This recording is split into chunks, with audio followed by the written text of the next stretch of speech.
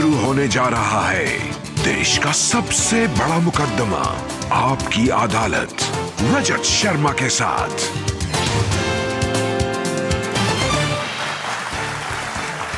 नमस्कार, आपकी अदालत में आपका स्वागत है।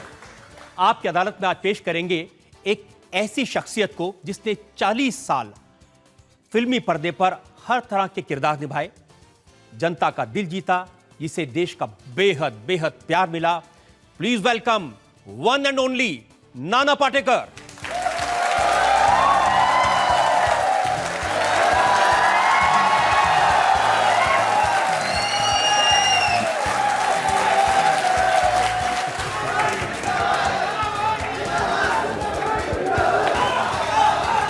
बैठे बैठिए। बहुत सारे फिल्मी स्टार आपकी अदालत में आए हैं, लेकिन किसी की जिंदाबाद का नारा मैंने आज पहली बार सुना।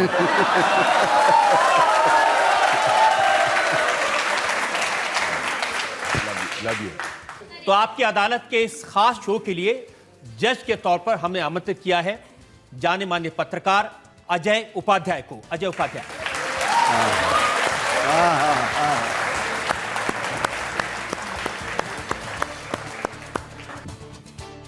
और आपकी अदालत में आज का मुकदमा शुरू करें इससे पहले आज के जज अजय उपाध्याय की इजाजत चाहेंगे आज की कार्रवाई शुरू करने के लिए। अदालत की कार्रवाई शुरू। और इससे पहले कि पहला इल्जाम लगे इन नाना पाटेकर पर, एक नजर डालेंगे इनके फिल्म करियर पर। फिल्म की दुनिया में पारंपरिक नायकों से अलग नाना पाटेकर ने सिनेमा में करियर की शुरुआत की गमन से, पर फिल्म अंकुश में व्यवस्था से लड़ने वाले युवक की भूमिका ने उन्हें पहचान दिलाई। मोहरे और सलाम बॉम्बे में नाना पाटेकर की एक्टिंग को सराहा गया। परिंदा की भूमिका के लिए नाना पाटेकर को बेस्ट सपोर्टिंग एक्टर का नेशनल अवार्ड मिला। अंगार में नाना पाटेकर विलन बने। क्रांतिवीर और तिरंगा में नाना पाटेकर की एक्टिंग ने उन्हें लोकप्रियता के शिखर पर पहुंचाया। ये मुसलमान का खून, ये हिंदू का खून। बता, इसमें मुसलमान का कौन सा, हिंदू का कौन सा? बता। साले बनाने वाले ने इसमें फर्क नहीं किया, तू कौन होता है फर्क करने वाला? नाना पाटेकर ने हर तरह के रोल किए। अग्नि साक्षी में वाइफ बीटर, खामोशी में डेफ एंड डम फादर,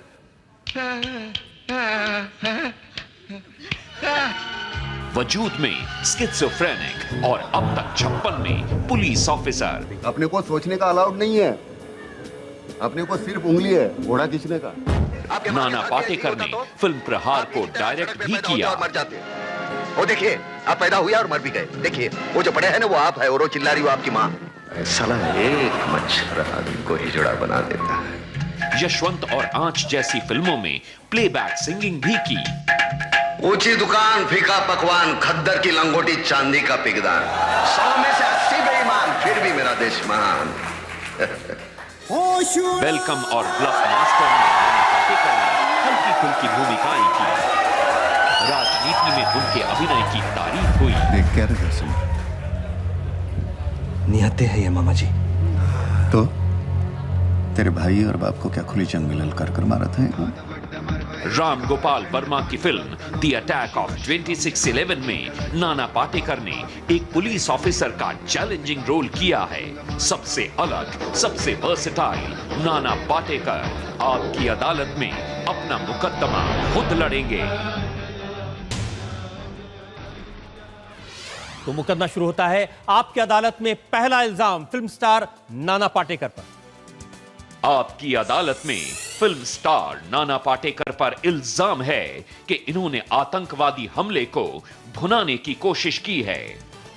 नाना, ये जो अटैक्स ऑफ 2611 फिल्म है, इसके बारे में इंटेलिजेंस ब्यूरो ने एक रिपोर्ट तैयार की है। उन्होंने कहा कि इस फिल्म में पाकिस्तानी आतंकवादियों के सामने पुलिस ऑफिसर को सिर झुकाते, सरेंडर करते, हेल्पलेस दिखाया गया है। गलत है।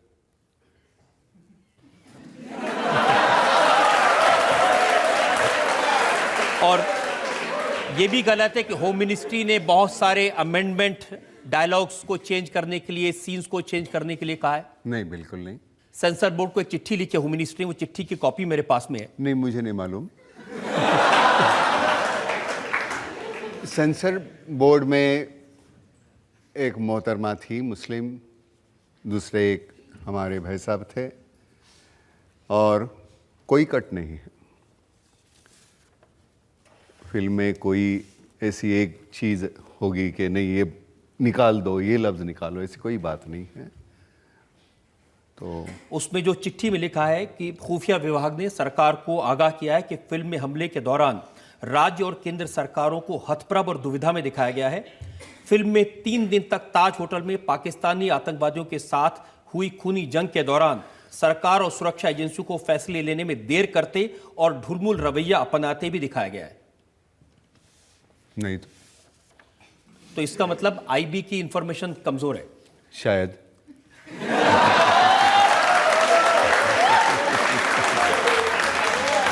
नाना, ये सही है कि ये फिल्म इतनी डरावनी है? शेखर कपूर ने कहा कि उन्होंने ये फिल्म देखी तो उनकी रात की नींद उड़ गई। नहीं, ये जो वाकया था वो हमने सबने देखा है कि जो ये घट रहा था उसके बाद भी कितने दिनों तक, आज भी वो याद करो तो हमारी नींद उड़ जाती है। तो वो सामने देखने के बाद तो ये बिल्कुल जायज़ है कि वो नींद तो आएगी नहीं, क्योंकि ये बात ऐसी नहीं कि याद करके हम उसे खुश हो जाएं। घिनौनी बात है। तो जो घिनौनी बात है, जिसको याद करके खुश नहीं होती, जिसको देख के नींद उड़ जाती है, उस पर फिल्म बनाने की जरूरत क्या है? उसके बाद ये वाकया है, उसके बाद डायरेक्टर कुछ कहना चाहता है, वो आखिर के 15 मिनट है, उस 15 मिनट के लिए ये तो दिखाना पड़ेगा क्या हुआ था। और वो जो 15 मिनट है जिसमें डायरेक्टर कहना चाहता है कि इसके लिए मैंने फिल्म की, और जो है, जो मैंने किरदार किया है राकेश मारिया साहब का, तो उसके ज़रिए उन्होंने कहने की कोशिश की है। मुझे लगता है कि वो बयां वैसे नहीं कर सकते कि अभी ये ऐसे हुआ, ऐसे हुआ, ऐसे हुआ। उसका एक पूरा जो इम्पैक्ट आता है वो पूरी फिल्म देखने के बाद, कैसे घटा, क्या है, तो आपकी साइकी में वो जाएगा, इससे इसका ये परिणाम होगा, इसका ये परिणाम होगा, और आखिर में जब आप उठ के बाहर जा रहे हैं तो मुझे पूरा यकीन है आप एक लफ्ज़ नहीं बोलेंगे एक दूसरे के साथ। ये सोचने पे मजबूर करेगी फिल्म। अमिताभ बच्चन ने ये कहा, उन्होंने कहा जब मैंने फिल्म देखी तो मेरी आंख में आंसू आ गए, मैं कुछ कहना चाहता था लेकिन कह नहीं पाया, खामोश रह गया। मुझे भी उन्होंने ख़त लिखा है। मुझे बड़ा अच्छा लगा कि एक ऐसे मेरे सीनियर एक्टर है जिनको देख के हमने कॉलेज में बड़े हुए हम, और उन्होंने मुझे ख़त लिखा है, फ़ोन पे बात की है कि नाना। तो मैंने कहा कि ये फिल्म तो लगती ही नहीं, ये तो है नहीं फिल्म पैसे कमाने के लिए या चलो एक कोई कमर्शियल एक्सप्लॉइट करेंगे, वैसी बात है नहीं। ये एक अनुभव है और उसके बाद एक नसीहत है। तो मुझे लगता है कि ये सब यही उम्र के बच्चे हैं। कोई भी धर्म या पंथ का होगा, मेरा बच्चा ऐसे करता क्यों है, मुझे लगता है ये जड़ तक मुझे जाना चाहिए। मैंने आज तक कोई धर्म पंथ मैंने माना नहीं। मुझे लगता है मैं इंसान हूँ, ये कहने के लिए नहीं, ये डायलॉग नहीं है, बचपन से लेके, क्योंकि मेरा बचपन गया हम मुरुड जंजीरा में, मुसलमान मियां अहमद के घर में हम रहते तो मुझे मालूम ही नहीं हिंदू मुसलमान में फ़र्क क्या होता है। और सच में मतलब क्या होता है, क्रांतिवीर का सीन देखो, ये खून का जो है चलो थोड़ा ड्रामेटाइज कर दिया, लेकिन असलियत तो वही है, उसमें कोई मतलब ड्रामेबाजी ज़्यादा है नहीं। अब उस तरह की हाइकी की फिल्म थी तो उसमें वो करना पड़ा, लेकिन मुझे लगता है कि ये है ही नहीं कोई फ़र्क। क्या फ़र्क हो सकता है, मुझे नहीं लगता। हमारे पास एक इतना बड़ा माध्यम है प्रभावी, और फिल्म के ज़रिए अगर हम कुछ कहते हैं तो वो बेहतर होगा। तो 26/11 जो फिल्म बनाई है, इसके माध्यम से क्या कहना चाहते हैं आप? देखो आप, मुझे लगता है कि एक टिकट तो आपको कटवानी पड़ेगी, तो उतने तो पैसे हैं ऐसे अभी सभी कुछ मैं यहाँ बता दूँ तो ये देखेंगे नहीं। लेकिन कुछ बता देंगे तो शायद सब लोग देखेंगे। नहीं, मुझे लगता है, मुझे ऐसे लगता है कि मैं पहले ही कह दूँ ये फिल्म है नहीं, एक अनुभव है और उसके बाद एक नसीहत है। और मुझे पूरा यकीन है, एक बार देखने के बाद आप चुप नहीं बैठेंगे, 10 बार ये फिल्म देखेंगे, मुझे पूरा यकीन है। क्योंकि यहाँ ना तो चिकनी चमेली है, ना तो मुन्नी बाई है, कोई नहीं है। बावजूद उसके आप सोचेंगे नहीं ये मुझे देखनी चाहिए। आपको कुछ कहती रहेगी ये फिल्म, वो झंझोड़ देगी आपको। जब फिल्म का विचार आया था, जिस दिन रामगोपाल वर्मा के मन में, वो उस साइट पर गए थे ताज में जहां पर यह अटैक हुआ था, और वो मुख्यमंत्री के साथ गए थे, तो मुख्यमंत्री की कुर्सी चली गई थी। ये उस वक्त रामू ने, मुझे नहीं लगता फिल्म के बारे में सोचा होगा। रितेश भी गया था, तो रितेश और रामू फिल्म बनाने की सोच में वहाँ गए थे। ये सोचना गलत है। मुझे लगता है रामू ने इसकी सफाई भी दी है, उसने कह दिया है 100 बार, तो खैर जाने दो ना यार, वो रामू की बात रामू से करो ना।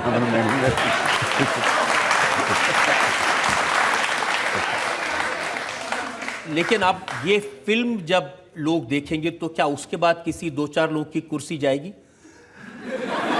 नहीं, कुर्सी नहीं जाएगी। मतलब यहाँ से मतलब मजाक की बात अलग, लेकिन ये फिल्म देखने के बाद मेरे इन बच्चों में बदलाव बहुत आएगा। मुझे लगता है कि ये नया जो क्रॉप है, ये इनके लिए ये फिल्म है, ये इनके फ्यूचर के लिए है। तो मैं किसकी कुर्सी जाती है नहीं जाती है उससे मुझे कोई लेना देना नहीं। ये सब ठीक हो जाएंगे, फर्म हो जाएंगे, मुझे उससे ज़्यादा लेना देना है। So I am sure that you love it, confirm.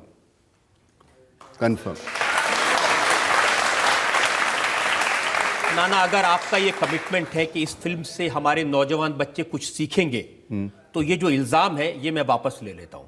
अरे यार, अब नहीं भी लेंगे तो क्या फर्क पड़ता है। 40 साल में इतने इल्जाम लगे, कोर्ट में पहली बार आया हूं। नहीं, मेरे पास बड़ी लंबी फहरिस्त है। नहीं, वो तो होगी ना। हाँ। कुछ तो मेरे भी किसी में, मैंने कहा मालूम नहीं होंगे तो मैं भी एक लिस्ट दे दूं। लेकिन इल्जाम तो होते रहेंगे। आप अगर फर्म है, आपके यहाँ क्लैरिटी है, तो मुझे नहीं लगता कोई दिक्कत होती है। वो क्लैरिटी होनी चाहिए, वो है। पैसे के लिए तो फिल्म बनाई नहीं है, मुझे मालूम है। अगर इससे पैसे कुछ मिलते भी है अगर प्रोड्यूसर को, तो हमने बताया कि भाई ये बातें करनी होगी तुम्हें, ऐसे करो, ऐसे करो, ऐसे करो। क्योंकि ऐसी फिल्म में एक कमर्शियल, उसका एक्सप्लॉयटेशन कितना करोगे तुम? मैं यहाँ मैं सवाल पूछूं, अगर प्रहार देखी है आप? कितनी बार देखी? वेलकम कितनी बार देखी? धंधे में फर्क तो होगा। सर हम ये पिक्चर जरूर देखने जाएंगे आपकी। नहीं, और देखने के बाद मुझे मालूम है तूने 10 बार बोला है, तू ये 11 बार देखेगा। सर जरूर टिकट लेके मैं दिखाने लेके जाऊंगा। अरे वाह, अरे वाह।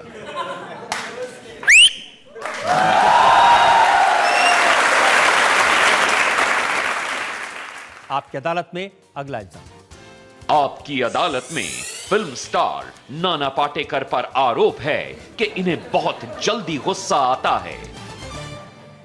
नाना, फिल्म इंडस्ट्री के लोग ये कहते हैं और उनमें ये इंप्रेशन है कि बहुत शॉर्ट टेम्पर्ड है। हाँ, ये बिल्कुल। चिल्लाने लगता है, ये डांटने लगता है, लड़ने लगता है, बिल्कुल। झगड़ा करता है। वो स्क्रीन का, उसके पैसे मिलते हैं मुझे। नहीं, सच्ची। मतलब वो रोल के लिए, बाकी गुस्सा तो होता हूं। लेकिन उस गुस्से की वजह से 1-2 डायरेक्टर ने सोचा कि नाना पाटेकर को ये रोल ना दिया जाए। बिल्कुल सही है। ए वेडनेसडे का रोल आपको इसलिए नहीं मिला? बिल्कुल। मुझे नसीर ने बात बताई है कि नसीर वाला रोल वो मुझे देना चाहता था। नसीर ने मेरा नाम सजेस्ट किया था, तो पांडे ने कहा नहीं यार, वो कहीं मार खाना पड़ेगा, तो मैं नहीं मिला। तो मैं बाद में मैं पांडे को मिला हाल में, तो मैंने कहा ऐसे मत कर यार। मतलब थोड़ा गुस्सैल हूँ, लेकिन मैं पागल नहीं हूँ यार। एक और किस्सा मैंने सुना कि एक डायरेक्टर ने आपको कहा कि हीरोइन डांस कर रही है तो नाना थोड़ा से हाथ पैर हिला दो, लेकिन नाना तो ऐसे देखते रहे। अब वो हाथ पैर हिला रही तो मैं वहां या कहा को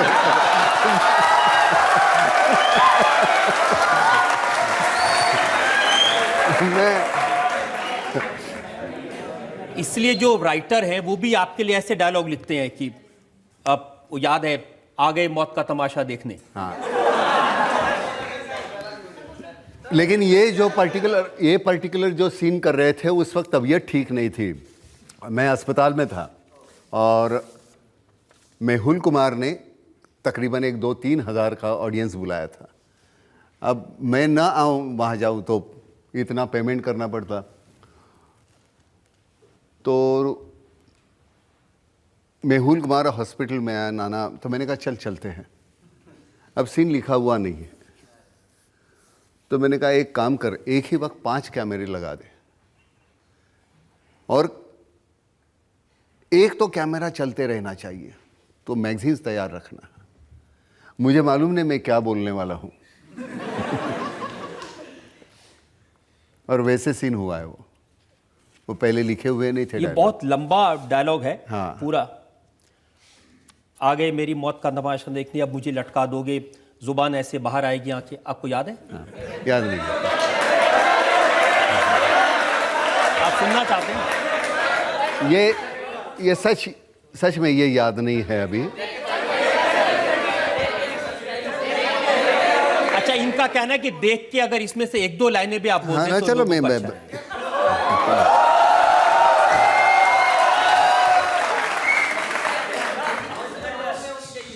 आ गए मेरे मौत का तमाशा देखने, अब मुझे लटका देंगे, जुबान ऐसे बाहर आएगी, आंखें बाहर आएगी और यहीं लटकता रहूँगा।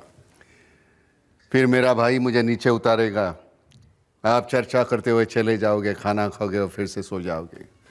तुम्हारी यही नामर्दान की बुज़दिली एक दिन इसी देश के मौत का तमाशा इसी खामोशी से देखे। कुछ नहीं कहना चाहता तुम्हें, बस हो गया।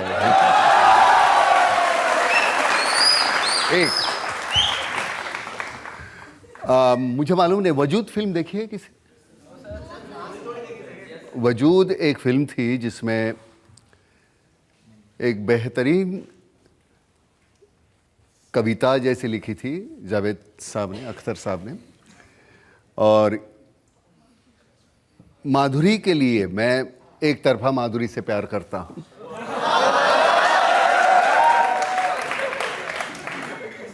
जाहिर है उसकी तरफ से तो नहीं हो सकता था इस शक्ल। मैं एक्टर हूं, उसमें डायरेक्टर हूं नाटक का, और वो सोचता है कि माधुरी है वहां, और वो सोचते हुए वो कहता है। माधुरी के लिए कहा था तो आज तक भूला नहीं मैं। कैसे बताऊं मैं तुम्हें मेरे लिए तुम कौन हो? कैसे बताऊं मैं तुम्हें? तुम धड़कनों का गीत हो, जीवन का तुम संगीत, तुम जिंदगी, तुम बंदगी, तुम रोशनी, तुम ताजगी, हर खुशी प्यार हो, प्रीत हो, मनमीत हो। आंखों में तुम, यादों में तुम, नींदों में तुम, ख्वाबों में तुम हो मेरी हर बात में, तुम हो मेरे दिन रात में, तुम सुबह में, तुम शाम में, तुम सोच में, तुम काम में। मेरे लिए पाना भी तुम, मेरे लिए खोना भी तुम, मेरे लिए हंसना भी तुम, मेरे लिए रोना भी तुम, और जागना सोना भी तुम। जाऊं कहीं, देखूं कहीं, तुम हो वहां, तुम हो वहीं। कैसे बताऊं मैं तुम्हें, तुम बिन तो मैं कुछ भी नहीं।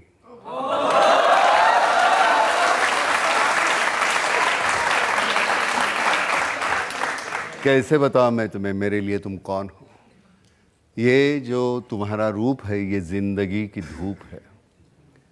चंदन से तरशा है बदन, बहती है जिसमें एक अगन। ये शोखियाँ, ये मस्तियाँ तुमको हवाओं से मिली, जुल्फ़े घटाओं से मिली। होठों में कलियाँ खिल गई, आँखों को झीलें मिल गई। चेहरे में सिमटी चांदनी, आवाज़ में है रागिनी। शीशे के जैसा अंग है, फूलों के जैसा रंग है, नदियों के जैसी चाल है। क्या हुस्न है, क्या हाल है।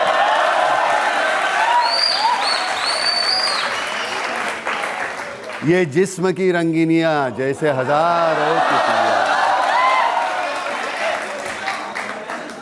बाहों की ये गोलाइयां, आंचल में ये परछाइयां, ये नगरियां हैं ख्वाब की। कैसे बताऊं मैं तुम्हें हालत दिले बेताब की। कैसे बताऊं मैं तुम्हें मेरे लिए तुम कौन हो? कैसे बताऊं? मेरे लिए तुम धर्म हो, ईमान हो, तुम्ही इबादत हो मेरी, तुम्ही तो चाहत हो मेरी, तुम्ही मेरा अरमान हो। तकता हूं मैं हर पल जिसे, तुम्ही तो वो तस्वीर हो, तुम्ही मेरी तकदीर हो, तुम्ही सितारा हो मेरा, तुम्ही नजारा हो मेरा। यूं ध्यान में मेरे हो तुम, जैसे मुझे घेरे हो तुम। पूरब में तुम, पश्चिम में तुम, उत्तर में तुम, दक्षिण में तुम, सारे मेरे जीवन में तुम। हर पल में तुम, हर छिन में तुम। मेरे लिए रास्ता भी तुम, मेरे लिए मंजिल भी तुम। मेरे लिए सागर भी तुम, मेरे लिए साहिल भी तुम। मैं देखता बस तुमको हूं, मैं सोचता बस तुमको हूं, मैं जानता बस तुमको हूं, मैं मानता बस तुमको हूं। तुम ही मेरी पहचान हो, कैसे बताऊं मैं तुम्हें। देवी हो तुम मेरे लिए भगवान हो।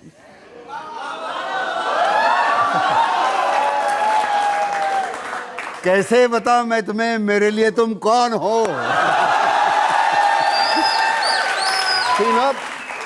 कमाल की बात है कि उसकी जो लय है, छंद है, उसकी वजह से 25 साल पहले, 20 साल पहले जो लिखा हुआ है वो जहन से निकलता नहीं।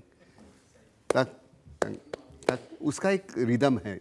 छंद की वजह से नहीं निकलता या माधुरी की वजह वो से? तो है ही, वो तो अध्यात्म है, वो तो होना ही है। लेकिन माधुरी के लिए इतनी अच्छी बातें, और मैंने सुना कि प्रकाश शाह जब राजनीति के सेट पर थे, उन्होंने आपसे कहा गाना गाने के लिए, तो उनको इतना डांटा कि उनकी आंख से आंसू निकल गए। किसे? मैंने प्रकाश को डांटा? अखबारों में तो ये छपा। मैं अखबार ज्यादातर पढ़ता नहीं। और ये भी छपा कि अनुराग कश्यप को आपने एक सीन के दौरान बड़ी जोर से थप्पड़ मारा एक्टिंग करते हुए, और फिर आपने कहा कि देखा कितनी जोर से मारा, बहुत शाना समझते हैं अपने आप को। नहीं यार, ये ऐसे मनगढ़ंत कुछ भी आरोप लगाते हैं यार। 20 साल से ऐसे आरोप लगाते हुए आए हैं। लोग समझते हैं कि नाना पाटेकर असली जिंदगी में परिंदा के उस खलनायक जैसा है जो बार बार अपना माथा पीटता है। पहला नेशनल अवार्ड वहां मिला था, सर पीटने के बाद।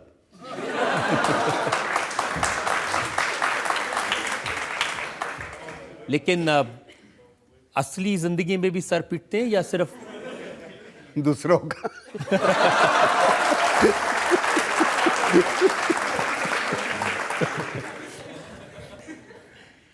और जब ये अवार्ड मिला था तो मैंने सुना कि स्टेज पर जब आप गए अवार्ड लेने के लिए तो आप बहुत जोर जोर से रोए। नहीं तो मैं क्यों रोऊं भाई? वो मेरा कॉम्पिटिटर था दूसरा, जिसको नहीं मिला, वो रो रहा था उस वक्त। लेकिन परिंदा मुझे लगता है कि वो एक परफॉर्मेंस, कुछ बातें, कुछ फिल्में ऐसी होती है कि हो जाती है, वहां तुम कुछ करते नहीं, अगल बगल के लोग इतना कुछ करते हैं कि उसकी एक रिएक्शन हो जाती है। वैसे ही मैं 26/11 का भी वही हुआ है। अगर कोई एक्टर कहता है कि ये मैंने किया, तो मुझे नहीं लगता वो सही है, क्योंकि उसके लिए बहुत सी बातें निर्भर होती है। मतलब मेरा को आर्टिस्ट है, राइटर है, कैमरामैन है, डायरेक्टर है, और सब कुल मिला के जब हो जाता है तब जाके मज़ा आता है। नहीं तो मैंने किया, ऐसे नहीं होता। मैं खामोशी का जो है रोल, संजय भंसाली ने इतना बेहतरीन उसको पहले ही लिख के रखा था, तो उसके बाद जाके सिर्फ करना है तो बड़ी आसानी होती है। हाँ, ये बात ज़रूर है कि पहले 14 महीने हम वो भाषा सीख रहे थे, ताकि जो डेफ एंड डम्ब की जो भाषा है, जो उसमें जो बच्चे के मेरा काम किया था, उसकी माँ और बाप दोनों डम्ब और डेफ थे, तो उसकी माँ ने हमको सिखाया। तो ये बच्चा जो है, माँ बाप को क्या लगता है वो हमको समझाता था कि अब वो ये कह रही है, वो बीच में उनके साथ, तो वो उधर, तो देखने के बाद इतना बुरा लगता था कि माँ और बाप दोनों गूंगे हैं और ये बच्चा वो कम्युनिकेट करता है लोगों के साथ। परिंदा में मैंने सुना कि जो एक जलने वाला सीन था, हाँ, वो इस कदर हुआ कि आप बिल्कुल मरते मरते बचे। हाँ, मैं जल गया। फिर 1 साल तक मैं शूटिंग नहीं कर पाया। मैं 60 दिन अस्पताल में था। एक वो जो झूले पे जो है मैं जल रहा हूँ, वो वाकई मैं जल रहा था। और लोग सोच रहे थे आप एक्टिंग कर रहे हैं। नहीं, प्रॉब्लम वो है, एक्टिंग तो है ही, लेकिन वो झूला है, इस तरफ भी आग थी, उस तरफ भी आग थी। यहाँ कहीं मैं कूदा और झूले पे लीप लेते हुए वो पैर फिसल गए, लेकिन कांच बहुत सी बोतलें फेंकी थी वहाँ, तो वो कांच थे, और वहाँ से उस तरफ से वो जाके चिल्ला रहा था, नाना आर यू ओके? तो मैंने अपनी तरफ देखा तो मेरी वो सब ये स्किन जो है मेरे चप्पल पे गिर गई थी। तो मैंने कहा no I am not okay. तो फिर जाके बुझाया, फिर वहाँ डॉक्टर थे, इमीडिएट काट के फिर बाद में नानावटी में अस्पताल में गए। काफी समय अस्पताल में रहना पड़ा। 60 दिन। फिर काफ़ी, ये कुछ था ही नहीं, सब निकल गया था, ग्लव्स जैसे निकलते हैं वैसे। नाना, हमारी दुआएं हैं कि आपको आगे ऐसा कोई हादसा ना हो, आपकी उम्र बहुत हो, आप लोगों का मनोरंजन करते रहें। वैसे भी वैसे जलते ही रहते हैं यार, ये सच्ची आग से, नहीं तो ये ऐसी जो चल रहा है हमारे इर्द गिर्द, डर तो होता है। फिल्मों के जरिए जितना कहने का मतलब कोशिश करेंगे उतनी करेंगे, लेकिन जो होता है इर्द गिर्द गड़ता है, उससे बड़ी कोफ्त होती है, तकलीफ होती है। हम तो बड़े खुशनसीब है कि हमारे पास माध्यम है, हमारी घुटन है, हम निकाल सकते हैं। जिनके पास कुछ है नहीं वो क्या करेंगे? मेरे पास ये अगर माध्यम नहीं होता तो मैं क्या करता? सच में कहता हूँ कि मैं पागल हो जाता था, क्योंकि वो जो घुटन है वो निकाले कैसे हमारी बाहर। तो मुझे लगता है ये जो सफोकेशन है बच्चों का, आज के पीढ़ी का, उसके बारे में हमें सोचना चाहिए। ये क्यों हो रहा है? उसको आउटलेट नहीं है, वो आउटलेट हमें चाहिए। जब आप स्क्रिप्ट सेलेक्ट करते हैं, रोज सेलेक्ट करते हैं, तो ये ध्यान में रखते हैं कि इस तरह की भावनाएं उसके अंदर उजागर हों, लोगों को सीखने का मौका मिले? मैं चेंज भी बहुत करता हूँ, दखलंदाजी बहुत करता हूँ, लेकिन उसमें मैंने कभी ये नहीं लिखा कि ये डायलॉग मैंने लिखे हैं या ये मेरा अपना है। वो जाता है उन्हीं को क्रेडिट। लेकिन इतने साल थोड़ा पढ़ता भी हूँ, थोड़ा लिखता भी हूँ, तो उसकी वजह से ऐसे लगता है कि नहीं ये मैं कर पाऊँगा, कहीं गलत होता है तो मैं कह देता हूँ। लेकिन ये मुझे भी बड़ी कोफ्त हो रही है इस वक्त। ये कल का भी हिस्सा जो मतलब वो वाकया हुआ हैदराबाद का, उसके पहले हुआ, अंदर कहीं छोटा होते जा रहा हूँ, सिकुड़ रहा हूँ। मुझे समझ में नहीं आ रहा ऐसा क्यों हो रहा है। सब कुछ ठीक था कल तक, आज ऐसे क्यों हो रहा है? और ये वजह ये है कि आज मैं एक बाप होने के नाते मुझे ऐसा लगता है कि मेरा बेटा भी कहीं ऐसे कुछ इसमें चला गया तो, मतलब ये मैं नहीं, सभी बाप सोच रहे होंगे। इसका हल मुझे लगता है, मैं यहाँ आया अच्छा हुआ, थक गया था, मैं सोच रहा था कि जाऊँ ना जाऊँ, लेकिन मैं आया। रजत, मैं सच कहता हूँ, मैं खुश हूँ कि इस माध्यम से, इस माध्यम के ज़रिए मैं कुछ कह पाऊँगा, लोगों तक मैं पहुँचने की कोशिश करूँगा। अगर कोई गलत समझ रहा है मैं फिल्म प्रमोट करने आया हूँ, तो वैसी बात नहीं। फिल्म चले ना चले वो उसका अपना मेरिट होगा, नहीं चले मैं कुछ नहीं कर सकता। जितना करना था मैंने कर दिया।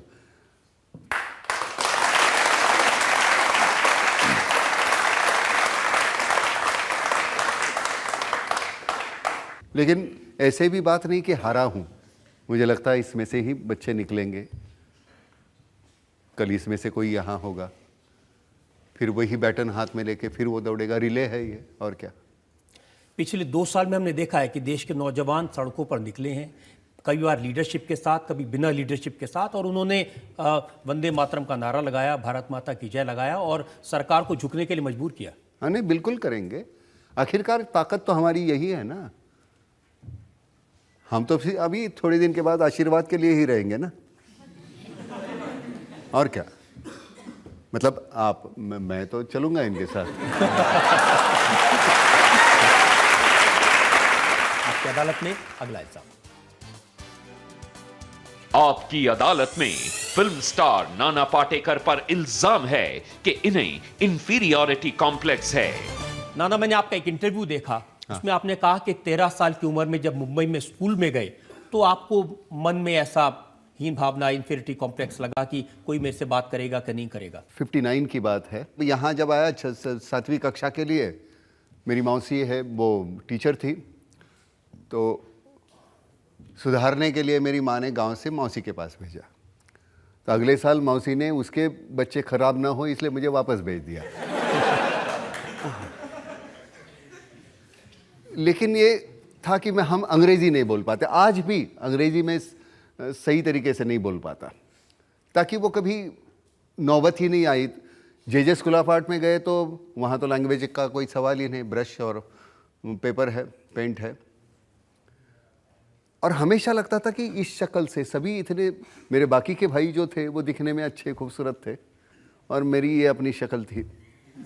तो मुझे हमेशा लगता था कि मेरे माँ बाप उनसे ज़्यादा प्यार करते हैं, मुझसे कम करते हैं। तो एक बार मैंने नाटक में काम कर दिया गांव में जब था, तो वो नाटक देखने के लिए पिताजी बम्बई से गांव आए थे। तो मैंने कहा ये बहुत अच्छा तरीका है पिताजी का ध्यान अपनी तरफ मोड़ने का। तो वैसे मैं थिएटर शुरू किया मैंने। लेकिन हमेशा मैं अपने आप को छोटा और कम समझते आया, ताकि मुझे लगा मुझ में कुछ कमी है। और फिर थिएटर के बाद मैं इनसे अलग, अब मैं वो वहाँ बैठे मैं यहाँ हूँ, तो ये मेरी जागीर रहती थी, मुझे देखने आए हैं, तो मैं बड़ा खुश होता था। तो वो आहिस्ता आहिस्ता आहिस्ता आहिस्ता वो कॉम्प्लेक्स चला गया और फिर वो विश्वास अपने अंदर आया और थोड़ी घमंड जो दिखती है। 13 साल की उम्र में आपको फिल्मों के पोस्टर पेंट पेंट पड़े करता था, ताकि एक जो बिजनेस था हमारे पिताजी का वो चौपट हो गया। और फिर 13 साल की उम्र में हम नौकरी करने लगे फिल्म के पोस्टर्स। 8 किलोमीटर चल के जाना, 8 किलोमीटर वापस आना, दिन के 16 किलोमीटर, 35 रुपये महीना और एक वक्त का खाना। लेकिन मुझे लगता है उन दिनों ने जो सिखाया वो मैं कहीं नहीं सीख पाता। उस वक्त ने जो सिखाया कहाँ मिलेगा सीखने को, कौन सी पाठशाला है ऐसी। अगर आप जानते थे कि ऐसा चेहरा है तो फिल्मों में कैसे आ गए, वो भी हीरो बनने के लिए? मैं थिएटर कर रहा था, स्मिता पाटिल की वजह से मैं फिल्म में आया। उसने ज़बरदस्ती मुझे, नाना तू फिल्म में आ जा। मैंने कहा मुझे नहीं करना, मैं I am happy with theatre. लेकिन फिल्मों में हीरो की इमेज होती है सलमान खान, ऋतिक रोशन, बॉडी वाले, भंग, अच्छे तगड़े, जिनकी चेहरा मोहरा अच्छा है।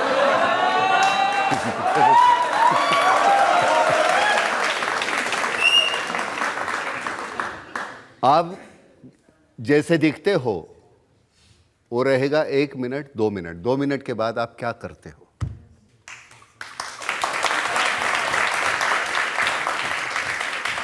मेरा सवाल ये है, जब हम कैरेक्टर को निभाते हैं तो उसको जीना भी पड़ता है। तो गमन से लेकर के 2611 तक आप में क्या क्या बदलाव आए? जो रोल्स, जो कैरेक्टर्स आपने किए हैं उसमें उस कैरेक्टर्स को निभाते निभाते आप में क्या चेंजेस आए? नहीं, एक तो पहले समाज में जो घट रहा है उसकी वजह से मुझे जो बदलाव आता है, उसकी वजह से मैं उस तरह के किरदार करने की सोचता हूँ। क्योंकि मुझ में जो बदलाव आता है, मेरी सोच में बदलाव आता है, उसकी वजह होती है सुबह का अखबार। वो अखबार में जो पढ़ता हूँ उससे वो घुटन होती है, सफोकेशन होता है, चीड़ आती है, वो सब कुछ है। तो इसलिए मैं कहता हूँ कि मेरे पास जरिया है जिसके ज़रिए ये सब निकल जाता है। लेकिन एक हाथ किरदार करते हुए मुझ में कोई बदलाव, परिंदा का करते हुए मुझ में कोई बदलाव आया का तो वो नहीं आया। लेकिन मुझे तकलीफ ज़रूर हुई। क्रांतिवीर करते हुए मुझे तकलीफ हुई। क्रांतिवीर 93 के जो कम्युनल राइट्स थे उस पर आधारित थी। तो उस दायरे से गुजरते हुए बहुत तकलीफ होती है, वो तो होना है। लेकिन उसमें मुझ में क्या बदलाव आया? मुझ में बदलाव नहीं आया। लेकिन वो तकलीफ, सोच में बहुत कुछ बदलाव आता है जब ये घटता है तब। और वो उसका परिणति होती है वो फिल्म बनाने में। 2611 ये परिणति है, क्रांतिवीर ये परिणति है। ये सही है कि कई बार आप दूसरों के लिखे डायलॉग को किनारे कर देते, अपना डायलॉग बोलने लग जाते हैं, जैसे वो मच्छर और हिजड़े वाला डायलॉग? साला एक मच्छर आदमी को हीड़ा बना देता। क्या करे साला, एक मच्छर आदमी को हीड़ा बना देता। सुबह घर से निकलो, भीड़ का हिस्सा बनो, शाम को घर जाओ, दारू पियो, बच्चे पैदा करो, सुबह तलक फिर एक बार मर जाओ। क्योंकि अंदर का इंसान मर चुका है, जीने के लिए घिनौने समझौते कर चुका है। क्या करे साला, एक मच्छर आदमी को हिजड़ा बना देता है। अनफॉर्चुनेटली जो पहली 2 लाइनें हैं लोगों ने ध्यान में रखी, लेकिन उसकी जो आगे की पंक्तियां थी बहुत अच्छी लिखी थी कविता, समीर ने लिखी थी, बहुत अच्छी लिखी है। जिसमें कहा कि आत्मा और इंसान मर चुका है। हाँ, अंदर का इंसान मर चुका है, जीने के लिए घिनौने समझौते कर चुका है। क्या करे साला एक मच्छर आदमी। बहुत अच्छा लिखा। आपकी अदालत में अगला हिस्सा। आपकी अदालत में फिल्म स्टार नाना पाटेकर पर इल्जाम है कि ये अजीबोगरीब हरकतें करते हैं। नाना, ये सही है कि फिल्म के सेट पर आप कई बार दीवारों से बात करने लगते हैं? हाँ, मतलब रिहर्सल को एक्ट्रेस ना आए तो दीवारों से ही बात करनी पड़ती है, वहाँ है ऐसे सोच के। लोगों ने कहा कि कई बार पंखे को देखते हैं तो बहुत देर तक पंखा देखते रहते हैं। भाई एक्टर हूँ, फैन तो चाहिए ना। फैन के सिवा हम नहीं कर सकते। और मैं ये भी सुना कि जब आपको तिरंगा में आपको और राजकुमार साहब 2 लोगों को एक साथ ले लिया था तो लोगों ने मेहुल कुमार को कहा था कि तुम पागल हो गए, 2 पागल आदमी को एक साथ ले लिया। मतलब ये कहा था कि फिल्म पूरी नहीं होगी, लेकिन मैं आपको कह दूं राज साहब इतने बेहतरीन इंसान थे। मतलब उनके बारे में लोग कहते थे कुछ और, इतना बेहतरीन इंसान, कमाल का। मतलब ये सुन के हैरान हो जाएंगे, वो घर से डिब्बा लाते थे स्वीट का। नाना आ जाओ, अंदर बैठ के वो जैसे बच्चे को कैसे अपने दे वैसे वो अलग अलग किस्म के थे। उनका एक बाहर का रूप अलग था और वो अंदरूनी बहुत अलग थे। Very nice human being. और एक ज़माना था कि आपने डांस भी करना शुरू किया, तो बड़े अजीबोगरीब तरीके से डांस करते थे। हाँ, मतलब मैं कहता था कि वो हमारे डांस डायरेक्टर कोई रहते थे कि नाना जी ये ऐसे स्टेप ले लिए हैं, नाना ये ऐसे करना है। मैंने कहा यार तू गाना चला, मैं नाचना शुरू करूँगा, एक टेक में जितना लेना है ले, क्योंकि दोबारा मैं वैसे ही नहीं कर पाऊँगा। तो मुझे ही मालूम नहीं मैं क्या कर रहा हूँ।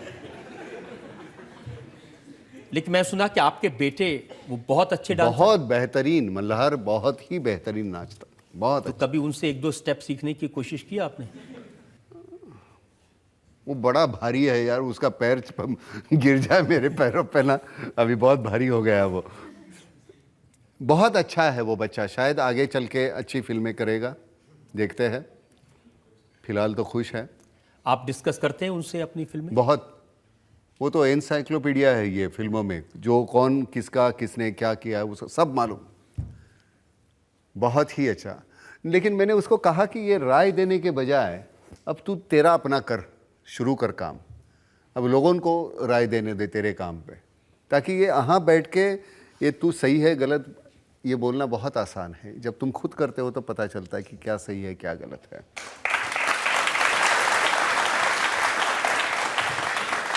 जनता जो लोग सवाल पूछना चाहते हैं क्या? सर मेरा नाम अन्वेषा है। मैं आपसे ये पूछना चाहती हूँ कि सर आपने अभी तक कितनी सारी मूवीज़ में काम किया, इतनी सारी खूबसूरत एक्ट्रेसेस के साथ काम किया, आपको सर किसी के साथ अट्रैक्शन नहीं हुआ इस दौरान? मुझे सभी अच्छी लगी। और उनके अलावा कोई पर्टिकुलर सर? नहीं, कोई उन्होंने particular पूछा है नाम कि किसी एक्ट्रेस का? किसी की तरफ आप अट्रैक्ट नहीं हुए? सभी की तरफ अट्रैक्ट हुए ना, वही तो बोल रहा हूँ। कोई ऐसी भी थी जिसकी तरफ थोड़े ज्यादा अट्रैक्ट हुए? नहीं, सभी की तरफ ज्यादा ही हुए। कम बता दो सर। आपकी अदालत में अगला हिस्सा। आपकी अदालत में फिल्म स्टार नाना पाटेकर पर आरोप है कि ये सियासत में दखल देते हैं। नाना, मैंने सुना कि बाला साहब ठाकरे से बहुत मित्रता थी आपकी और शिवसेना ने आपको टिकट भी ऑफर किया था। मित्रता मतलब पिता समान थे वो, लेकिन पॉलिटिक्स मेरा कोई लेना देना नहीं। टिकट तो नहीं दिया था। नहीं, उन्होंने ऑफर किया था? नहीं, आपने कभी इच्छा भी जाहिर नहीं, की? नहीं। और ये मैंने अखबारों में पढ़ा कि आप राज ठाकरे और उद्धव ठाकरे को साथ आए इसकी नसीहत दे रहे हैं। नहीं, मैंने कह दिया था कि आप अलग अलग मत रहो, साथ में कुछ करो काम, हमारा भला हो जाएगा। या ये कह दिया कि जाओ अपने भाई को समझाओ और नहीं समझे तो? नहीं, ऐसे नहीं बोला, वो फिल्म के लिए है। और अन्ना हजारे से आप मिलने गए थे जब वो तिहाड़ जेल में थे? हाँ हाँ बिल्कुल गया था। अन्ना हजारे के आंदोलन में आप हिस्सा ले रहे थे? बिल्कुल नहीं। तो किस लिए मिलने गए थे आप? बस मिलने गया। मैंने कहा अनशन मत करो, आपकी तबीयत ठीक नहीं है। तो हाँ, उनकी तबीयत उस वक्त ठीक नहीं थी, तो मैंने कहा अगर ना करे तो बेहतर होगा, क्योंकि आप जैसे लोग चाहिए जो प्रश्न उठाएंगे समाज के लिए, आपकी ज़रूरत है हम। तो आपको अगर कुछ हो गया तो ठीक नहीं होगा, तो आप अनशन मत तो कीजिए। इसीलिए लोग अंदाजा लगाते हैं कि नाना पाटेकर शायद राजनीति में आना चाहेंगे। शरद पवार जी मेरे अच्छे पहचानता हूँ मैं उन्हें। सोनिया जी से मेरी अच्छी दोस्ती है। आप जिनका भी नाम लो, उनके साथ सभी के साथ अच्छे ताल्लुकात है। वजह यह है कि आज तक उन्हीं के किसी के पास कुछ मांगा नहीं मैंने। जिस दिन आप कुछ मांगो उस दिन दोस्ती ख़त्म हो जाती है। आपने बोला कि आप हिंदू मुस्लिम के बीच फर्क नहीं करते, लेकिन जब उत्तर भारतीयों को महाराष्ट्र में पीटा जाता है तो आप खुल के सामने क्यों नहीं आते? आपका बयान हमेशा उसके अगेंस्ट ही होता है। मैंने हमेशा कहा है, मैंने ना तो कोई एक तो मुझे अव्वल कोई हक ही नहीं बनता कि मैं महाराष्ट्रियन हूँ या बिहारी हूँ या दिल्ली का हूँ, क्योंकि मैं कलाकार हूँ। सभी जगह से मेरे रोटी का टुकड़ा आता है, तो मुझे हक नहीं बनता। मैं सिर्फ कलाकार हूँ। सर आपने बोला आप न्यूज़पेपर नहीं पढ़ते। सर आपने बोला आप न्यूज़पेपर नहीं पढ़ते। आप बात सुनिए पहले प्लीज। मैं बिल्कुल ये मानता नहीं। तो मुझे रोटी कमाने का कहीं भी जाके हक है, वैसे किसी को भी है। मेरी रोटी बिहार से भी आती है ना। सिर्फ एक है कि मैं जहां जाता हूं वहां के नीति नियम मुझे पालने चाहिए। मैं बिहार में जाऊंगा या मैं कर्नाटका जाता हूं तो निन्न हेसरेयनु ये मैं बोलता हूं, वहां की भाषा में सीखने का प्रयास करता हूं। मैं पंजाब जाऊंगा, वो मेरे नाल पंजाबी विच गल कर रहे वो, तो मुझे ऐसे लगता है कि जहाँ की जाए, ये कोई ज़रूरी नहीं, ज़बरदस्ती नहीं है, लेकिन वहाँ की भाषा सीखो तो बहुत आसानी हो जाती है कम्युनिकेट करना। मुझे मालूम है भाई, रजत मराठी नहीं है, लेकिन एक टूटी फूटी सही। अब मराठी में कुछ नाना आपकी तबीयत कशी है ऐसा आपने पूछा तो भी मुझे मेरी भाषा में मुझसे कम्युनिकेट करने की कोशिश की। सोनिया जी हिंदी बात करती है, आपको लगता है सोनिया गांधी जी हिंदी बात सही करती है? लेकिन जब वो हिंदी में बात करती है तो मुझे अच्छा लगता है कि मेरी भाषा में वो मुझसे कम्युनिकेट करने की कोशिश करती है। तुझे दिक्कत है इसमें कोई? नहीं सर, मुझे ये बिहार की न्यूज़पेपर में ये सुर्खियां बनी थी कि नाना पाटेकर ने बिहार के अगेंस्ट बयान दिया है। मैं कभी राज ठाकरे का आपने समर्थन किया था। तो पहले बिहार तेरा नहीं है, बिहार मेरा भी है, तो तेरे अकेले का बिहार नहीं है। सर ये मैं आपके मुंह से सुनना चाहता था सर। Thank you. जो भी सोशल इश्यूज पे जो भी मूवीज बनती हैं उनका जो ओपनिंग होता है वो इतना अच्छा नहीं होता इन रिस्पेक्ट टू जो रोमांटिक मूवीज बनती हैं वो बनती। तो इसका कोई पर्टिकुलर रीजन है? उसके लिए जिम्मेदार तो हम हैं ना, हम ही तो जिम्मेदार हैं। सोशल फिल्म है वो नहीं चलती, और जो कमर्शियल है वो ज़्यादा चलती है जिसमें नाच गाने हो, तो उसके लिए जिम्मेदार कौन है? हम ही तो है। तो ये सवाल मैं तुझे पूछ रहा हूँ, तू नहीं मुझे पूछ सकती। कभी कभी आप अपनी फिल्मों से, अपनी कविता से, डायलॉग से पॉलिटिकल मैसेज देने की कोशिश करते हैं। जैसे आपने एक फिल्म में कहा कि पानी सरकारी फाइलों में कुएं समेत गुम हो जाता है। अमोल पालेकर ने एक फिल्म बनाई थी, थोड़ा सा रुमानी हो जाए, तो उसमें पानी, ये आदमी कहता है अकाल है और मैं बारिश लाऊंगा, 5,000 रुपये दो। सिंबॉलिक था। तो बच्चा पूछता है सच्ची मुच्ची बारिश? तो कहता है हाँ मेरे दोस्त, वही बारिश जो आसमान से आती है, बूंदों में गाती है, पहाड़ों से फिसलती है, नदियों में चलती है, नहरों में मचलती है, कुएं पोखर से मिलती है, खपरेलों पर गिरती है, गलियों में फिरती है, मोड़ पर संभलती है, फिर आगे निकलती है, वही बारिश। ये बारिश अक्सर गीली होती है, इसे पानी भी कहते हैं। उर्दू में आप, मराठी में पानी, तमिल में तन्नी, कन्नड़ में नीर और बांग्ला में इसे जौल कहते हैं। संस्कृत में जिसे वारी, नीर, जीवन, पेय, अमृत, उद, अम्बु भी कहते हैं। ग्रीक में इसे एक्वाप्यूरा, अंग्रेजी में वाटर, फ्रेंच में और केमिस्ट्री में H2O कहते हैं। ये पानी जब आंख से ढलता है तो आंसू कहलाता है, लेकिन चेहरे पे चढ़ जाए तो रुबाब बन जाता है। कोई शर्म से पानी पानी हो जाता है, और कभी कभी ये पानी सरकारी फाइलों में अपने कुएं समेत चोरी हो जाता है।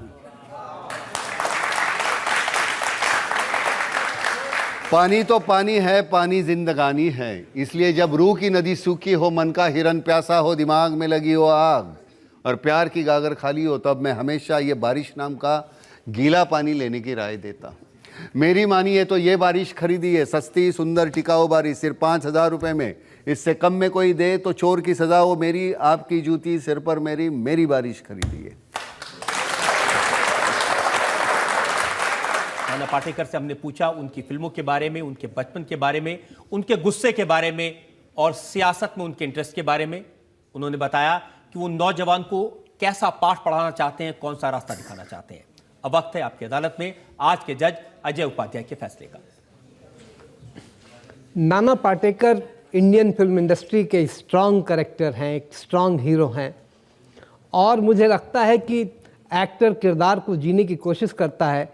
नाना शायद किरदार को और अधिक जिंदा करते हैं, पूरे स्क्रीन पे छाए रहते हैं। मुझे लगता है कि निजी ज़िंदगी में भी जिस तरह वो आसपास लोगों के ऊपर छाए होते हैं, ऐसा ही ठीक वो स्क्रीन में भी जिस फिल्म में रहते हैं अक्सर नाना आते जाते दिखाई पड़ते हैं। और चाहे बच्चा हो जिस कौतूहल से उनके साथ बात करने की कोशिश करता है, उसी तरह से एक क्रिमिनल और एक पुलिस ऑफिसर, ये सब भूमिकाएं, इमोशन, लव, एंगर, ये जो 3 बड़ी चीज़ें हैं इंसानी ज़िंदगी में, इसको ये इतनी खूबसूरती से निभाते हैं कि हर आदमी उनका फ़ैन होता है, ऐसा लगता है। और मैं सोचता हूं कि उनको सभी आरोपों से बरी किया जाना चाहिए।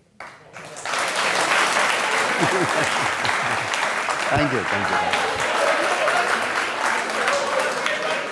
इस उम्मीद के साथ और इस विश्वास के साथ कि नाना पाटेकर अच्छी फिल्में करते रहे, लोगों का दिल जीतते रहे, लोगों को प्रेरणा देते रहे, हम आज का मुकदमा यही खत्म करते हैं।